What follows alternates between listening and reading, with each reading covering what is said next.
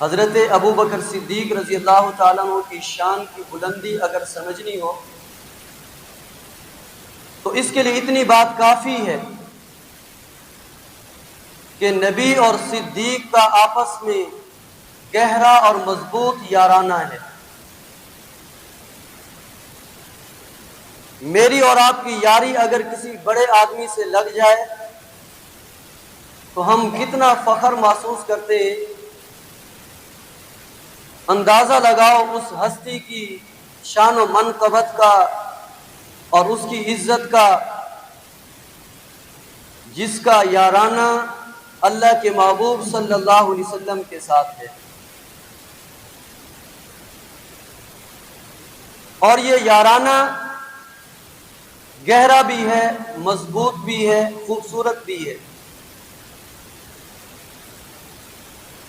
حضرت ابو بکر صدیق رضی اللہ تعالیٰ عنہ کی یاری، دوستی اور آپ کا تعلق نبی پاک علیہ الصلوۃ والسلام کے ساتھ اس وقت سے ہے کہ آپ نے ابھی اعلان نبوت نہیں فرمایا تھا، حضرت ابو بکر نے ابھی تک کلمہ نہیں پڑھا تھا، اعلان نبوت سے بھی پہلے، کلمہ پڑھنے سے بھی پہلے صدیق کا یارانہ ہے نبی کے ساتھ۔ بلکہ کتابوں میں آتا ہے جس وقت حضرت ابو بکر صدیق رضی اللہ تعالیٰ عنہ کی عمر تقریباً 17 برس تھی اور حضور اکرم صلی اللہ علیہ وسلم کی عمر مبارک تقریباً 20 برس تھی، اس وقت سے حضرت ابو بکر صدیق رضی اللہ تعالیٰ عنہ کی دوستی لگی نبی پاک علیہ الصلوۃ والسلام کے ساتھ۔ اور کتابوں میں آتا ہے کہ نبی اور صدیق کا یہ یارانہ اتنا مضبوط، اتنا خوبصورت اور اتنا بااعتماد کہ جب تک ایک دوسرے سے ملتے نہیں تھے، بات چیت نہیں ہوتی تھی، اس وقت تک نہ صدیق کو چین آتا نہ نبی کو چین آتا تھا۔ بلکہ کتابوں میں آتا ہے خود نبی پاک علیہ الصلوۃ والسلام دن میں 2 دفعہ اپنے یار صدیق کے گھر جایا کرتے تھے، صبح کے وقت بھی، شام کے وقت بھی۔ اور پھر حضرت ابو بکر صدیق رضی اللہ تعالی عنہ نے اپنی یہ یاری، یہ دوستی، یہ تعلق اس قدر نبھایا کہ واحد ابو بکر ہیں جماعت صحابہ میں جنہوں نے بغیر کسی تردد کے، بغیر کسی شک و شبہ کے اور حضور سے بغیر کوئی ثبوت مانگے، بغیر کوئی دلیل مانگے، بغیر کوئی معجزہ دیکھے کلمہ پڑھ کے مسلمان ہوئے۔ جتنے بھی لوگ مسلمان ہوئے، کسی نے کہا معجزہ دکھائیے، کسی نے کہا کہ آپ کے سچے ہونے کی کوئی دلیل، آپ کے پیغمبر ہونے پر کوئی ثبوت، کسی نے کہا یہ اگر کنکر کلمہ پڑھنے آپ کا تو تب مانیں گے، کسی نے کہا یہ درخت چل کے آپ کی مجلس میں آ جائے تب کلمہ پڑھیں گے، اور کسی نے کہا یہ شجر و حجر، یہ بر و بحر، فلاں چیز آپ کا کلمہ پڑھے تو ہم تب کلمہ پڑھیں گے، کسی نے کہا چاند 2 ٹکڑے ہو جائے آنکھوں سے دیکھیں گے تب کلمہ پڑھیں گے، کسی نے کہا کوئی معجزہ دکھاؤ، کسی نے کہا کوئی کلام سناؤ، کسی نے ثبوت مانگا، کسی نے دلیل مانگی، کسی نے معجزہ مانگا۔ اور کتنا خوش قسمت ہے ابو بکر صدیق رضی اللہ تعالیٰ، نہ کوئی ثبوت مانگا، نہ دلیل مانگی، نہ کوئی معجزہ مانگا۔ جب حضور نے اعلان نبوت فرمایا اور آ کے اپنے یار ابو بکر کو بتایا، ابو بکر میں اللہ کا پیغمبر ہوں، میرا کلمہ پڑھ لیجئے۔ ابو بکر نے ہاتھ آگے بڑھایا، یا رسول اللہ ہاتھ میں ہاتھ دیجئے، اور اگر کلمہ پڑھانا چاہتے تو کلمہ پڑھا دیجئے۔ یہ ابو بکر صدیق رضی اللہ تعالیٰ عنہ کا نبی کے ساتھ یارانہ ہے، اور بلکہ میں کہا کرتا ہوں نبی اور صدیق کا یارانہ اتنا مضبوط، جتنے بھی نبی پاک علیہ الصلوۃ والسلام کے صحابہ کرام ہیں، آپ کے کلمہ پڑھنے والے ہیں، ان کے اوصاف قرآن میں موجود ہیں علی الاطلاق۔ صحابہ کو اللہ نے اولئک هم المفلحون کہا، اولئک هم الراشدون کہا، اولئک هم المؤمنون حقا کہا کہ یہ کامیاب ہیں، یہ ہدایت یافتہ ہیں، اور اللہ نے گواہی دی اولئک هم المؤمنون حقا، یہ پکے مومن ہیں علی الاطلاق سب صحابہ کے لیے۔ وَكُلًّا وَعَدَ اللَّهُ الْحُسْنَى، سب صحابہ کے بارے میں اللہ نے قرآن میں فرمایا وَكُلًّا وَعَدَ اللَّهُ الْحُسْنَى، کہ میں نے اپنے محبوب کے سارے یاروں سے جنت کا وعدہ کر لیا ہے۔ رضی اللہ عنہم ورضوا عنہ، اللہ ان سے راضی، یہ اپنے رب سے راضی۔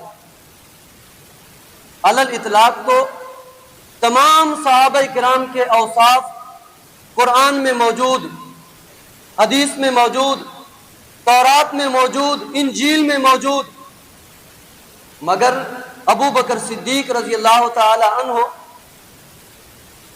وہ واحد شخصیت ہیں، وہ واحد صحابی ہیں جن کی صحابیت اور جن کا حضور سے یارانہ تعلق، دوستی، اس کا اللہ رب العزت نے قرآن کریم میں اپنے کلام میں صراحت کے ساتھ ذکر کیا ہے۔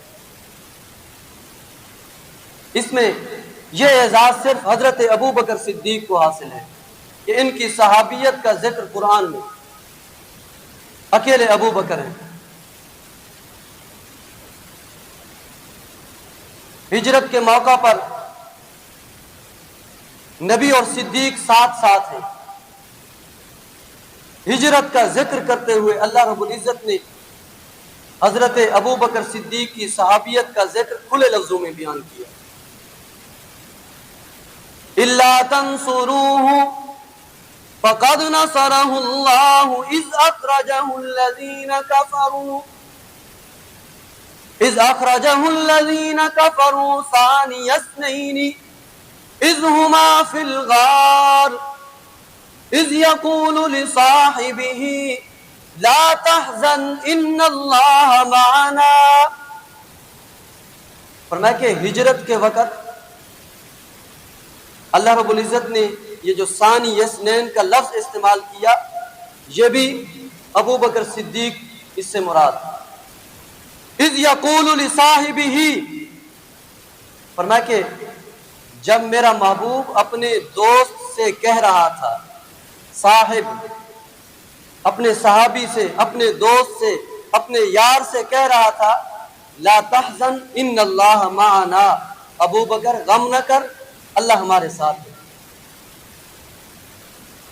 تو ابو بکر کی صحابیت اور حضور کے ساتھ تعلق اور یارانہ، اس کا ذکر اللہ نے اپنے کلام میں صراحت کے ساتھ کیا۔ یہ اعزاز حضرت ابو بکر صدیق رضی اللہ تعالیٰ عنہ کو حاصل ہے، اور یہ اعزاز بھی حضرت ابو بکر صدیق رضی اللہ تعالیٰ عنہ کو حاصل ہے کہ صدیق کی یاری نبی کے ساتھ بے غرض تھی۔ صدیق کی یاری نبی کے ساتھ بے غرض تھی۔ دنیا کا، معاشرے کا اصول یہ ہے، کوئی بندہ کسی سے دوستی کرتا ہے، یاری لگاتا ہے، تو کوئی نہ کوئی غرض ضرور ہوتی ہے، اور بالخصوص آج کے زمانے میں کوئی نہ کوئی مقصد، کوئی نہ کوئی غرض۔ بڑے آدمی کے ساتھ یاری لگاؤں گا، کہیں پھنسوں گا تو کام آئے گا، فلاں بندے کے ساتھ یاری لگا رہا ہوں، پیسہ اس کے پاس زیادہ ہے، پیسے کام آئیں گے تو اس سے مانگ لوں گا۔ مختلف انسان کی غرضیں ہوتی ہیں، مقصد ہوتے ہیں، لیکن حضرت ابو بکر صدیق رضی اللہ تعالیٰ عنہ کی جو یاری اور جو تعلق اور جو دوستی نبی کے ساتھ تھی، وہ بے غرض تھی۔ بلکہ میں تو اگلی بات کہتا ہوں، یہاں یاری لگاتے ہیں غرض کے لیے کہ بڑے آدمی کے ساتھ یاری لگا رہے کام آئے گا۔ ابو بکر نے نبی کے ساتھ یاری لگائی ہی اس لیے تھی کہ میں نبی کے کام آ جاؤں، میرا پیسہ نبی کے دین پہ خرچ ہو جائے، میرا پیسہ، میرا درہم دینار نبی کی ذات پہ خرچ ہو جائے۔ ابو بکر نے یاری لگائی ہی نبی کے ساتھ اس لیے تھی۔ اور بلکہ کسی نے حضرت ابو بکر صدیق سے پوچھا تھا، ابو بکر زندگی میں تیری کوئی آرزو، کوئی خواہش، زندگی میں تیرا کوئی ایسا عمل جس کو کر کے تو خوش ہوا ہو، بڑا راضی ہوا ہو؟ تو حضرت ابو بکر صدیق رضی اللہ تعالیٰ عنہ نے بتایا کہ میری زندگی کی 3 بڑی خواہشیں ہیں۔ توجہ کرنا، کیا بتایا؟ میری زندگی کی 3 بڑی خواہشیں ہیں۔ کون کون سی؟ کہا میری سب سے بڑی خواہش یہ ہے چہرہ نبی کا ہو اور صدیق دیکھتا رہے، نبی کا دیدار کرنا، یہ ابو بکر کی سب سے بڑی چوائس اور سب سے بڑی خواہش ہے۔ کہا پہلی خواہش یہ ہے چہرہ نبی کا ہو، آنکھیں صدیق کی ہوں، صدیق دیکھتا رہے۔ اور دوسری خواہش، دوسری آرزو، فرمایا کہ دوسری آرزو یہ ہے کہ میری بیٹی عائشہ کا نکاح نبی کے ساتھ ہو، یہ مجھے سب سے زیادہ پسند ہے۔ اور حضرت ابو بکر صدیق رضی اللہ تعالیٰ عنہ نے اپنی بیٹی ام المومنین سیدہ عائشہ صدیقہ رضی اللہ تعالیٰ عنہ کا نکاح نبی کے ساتھ کیا اور اللہ کے حکم سے ہوا۔ ابو بکر کی خواہش پوری ہو گئی، ابو بکر بڑے خوش ہوئے کہ یارانہ تو پہلے بھی تھا، اب رشتہ داری بھی ہو گئی۔ یارانہ تو پہلے تھا، اب رشتہ داری بھی ہو گئی۔ اور حضرت ابو بکر صدیق رضی اللہ تعالیٰ عنہ نے اپنی بیٹی عائشہ رضی اللہ تعالیٰ عنہ کا نکاح جس وقت نبی پاک علیہ الصلوۃ والسلام کے ساتھ کیا اور جس وقت رخصتی ہوئی، اس وقت حضرت عائشہ کی عمر 19 برس تھی۔ کتنی تھی؟ 19 برس۔ یہ بات توجہ سے سننا۔ عام طور پہ مشہور ہے کہ ابو بکر نے اپنی 9 سال کی بیٹی نبی کو دے دی تھی۔ یہ بات بالکل غلط ہے۔ کہیں اگر حدیث کی کتاب میں یہ بات آ گئی ہے تو یہ بات بالکل غلط ہے، اصول کے خلاف ہے۔ حضرت عائشہ کی عمر رخصتی کے وقت 19 برس تھی۔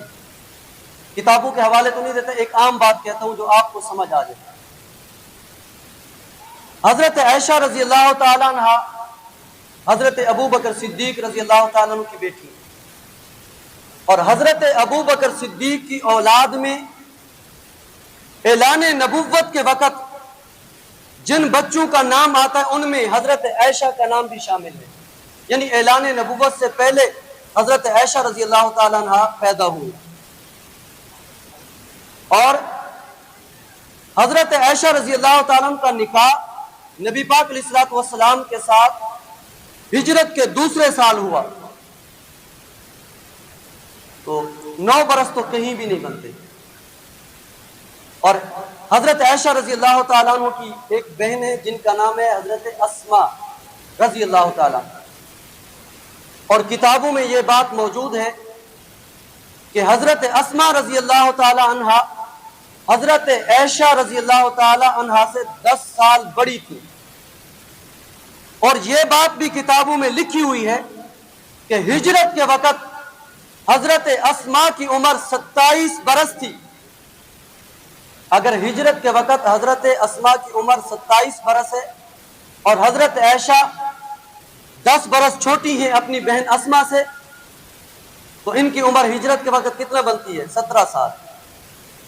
اور ہجرت کے دوسرے سال، 2 سال بعد یا دوسرے سال حضور کے ساتھ نکاح مبارک ہوا، رخصتی ہوئی، تو عمر مبارک 19 برس بنتی ہے۔ تو حضرت ابو بکر کی دوسری بڑی خواہش یہ تھی کہ میری بیٹی عائشہ کا نکاح نبی کے ساتھ ہو، اللہ نے یہ خواہش پوری کر دی۔ اور تیسری بڑی خواہش یہ تھی ابو بکر کی کہ مال ابو بکر کا ہو، خرچ نبی کرے اپنی مرضی سے، مال ابو بکر کا ہو، خرچ ہو نبی کی ذات پہ، نبی کے دین پہ، نبی کے حکم پہ، نبی کے اشاروں پہ۔ اور حضرت ابو بکر صدیق رضی اللہ تعالیٰ عنہ نے یہ کر کے دکھایا۔ ہجرت کے موقع پر حضرت ابو بکر صدیق رضی اللہ تعالیٰ عنہ کے پاس 40,000 دینار موجود تھے۔ ویسے تو صدیق کا پورا گھرانہ نبی کا خادم تھا۔ نبی پاک علیہ الصلوۃ والسلام نے جب صحابہ کو حکم دیا نا کہ اب ہجرت کر کے مدینہ چلے جاؤ، صحابہ کرام ایک ایک کر کے، دو دو کر کے مدینہ جانے لگے۔ حضرت ابو بکر صدیق رضی اللہ تعالیٰ عنہ نے نبی پاک علیہ الصلوۃ والسلام سے اجازت مانگی، یا رسول اللہ میرے لیے کیا حکم ہے؟ تو آپ نے فرمایا ابو بکر رک جاؤ، مجھے امید ہے اللہ مجھے اجازت دے گا تو ہم ایک ساتھ چلیں گے۔ جب نبی پاک علیہ الصلوۃ والسلام نے حضرت ابو بکر صدیق سے یہ فرمایا تو ابو بکر صدیق رضی اللہ تعالیٰ عنہ کو یقین ہو گیا کہ اللہ کی طرف سے اجازت بھی ملے گی اور میں نبی پاک علیہ الصلوۃ والسلام کے ساتھ سفر کروں گا، تیاری شروع کر دوں۔ 3 سواریاں تیار کی اور پھر جب ہجرت کا وقت آیا تو نبی پاک علیہ الصلوۃ والسلام کو ساتھ لے کر حضرت ابو بکر صدیق رضی اللہ تعالیٰ عنہ جب غار ثور پہ پہنچے، یعنی پہاڑ کے قریب پہنچے، غار ثور تو اوپر ہے نا پہاڑ کے، اور غار ثور کا جو فاصلہ ہے وہ تقریباً 5,413 فٹ کا فاصلہ ہے۔ کتنا فاصلہ ہے؟ 5,413 فٹ کا فاصلہ۔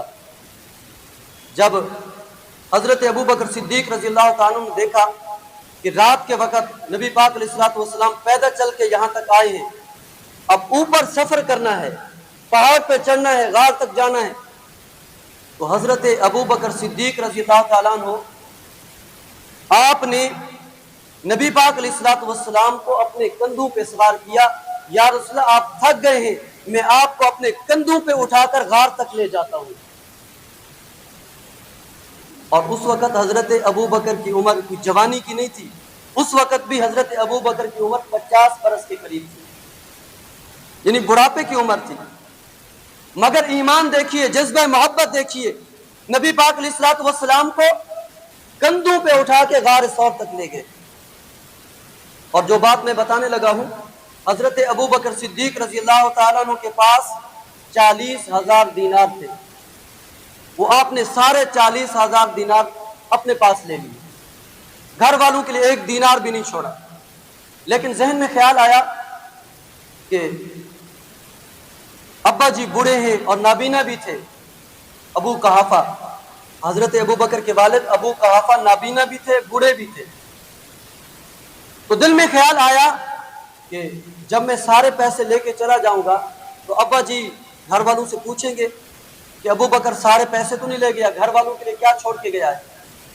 تو 40,000 دینار لے لیے سفر کے لیے کہ کہیں مشقت نہ ہو، ضرورت پڑے تو میرا 1 دینار 1 روپیہ نبی کی ذات پہ خرچ ہو جائے۔ اور پھر جس تھیلی کے اندر وہ دینار تھے، دینار خود لے لیے اور اس تھیلی کے اندر کنکریاں بھر دی، اوپر کپڑا ڈال دیا اور بچوں کو حکم دیا کہ جب بابا جی پوچھے نا کہ ابو بکر کیا چھوڑ کے گیا ہے، بس اور کچھ نہیں بتانا، یہ کنکروں والی تھیلیاں سامنے کر دینی ہے۔ نابینا تھے نا، ہوا ایسے، ابو بکر صدیق رضی اللہ تعالیٰ عنہ سارے پیسے لے کے چلے گئے اور پیچھے بابا جی نے پوچھا بچوں بتاؤ ابا جی نے کیا چھوڑا ہے تمہارے لیے؟ تو بچے بھی ابو بکر کے تھے، جتنا ابو بکر کو نبی سے محبت تھی اتنا ہی بچوں کو نبی پاک علیہ الصلوۃ والسلام سے محبت تھی، سچے لوگ تھے۔ تو بچوں نے وہ تھیلی اوپر کپڑا ڈال کے بابا جی کے سامنے کر دی اور ہاتھ پکڑا کے اوپر لگوایا۔ تو کہنے اچھا ابو بکر چلا گیا، چلو یہ اچھا کیا کچھ پیسے چھوڑ کے گیا ہے۔ لیکن ابو بکر نے اپنا سب کچھ نبی کی ذات کے لیے لٹا دیا، قربان کر دیا۔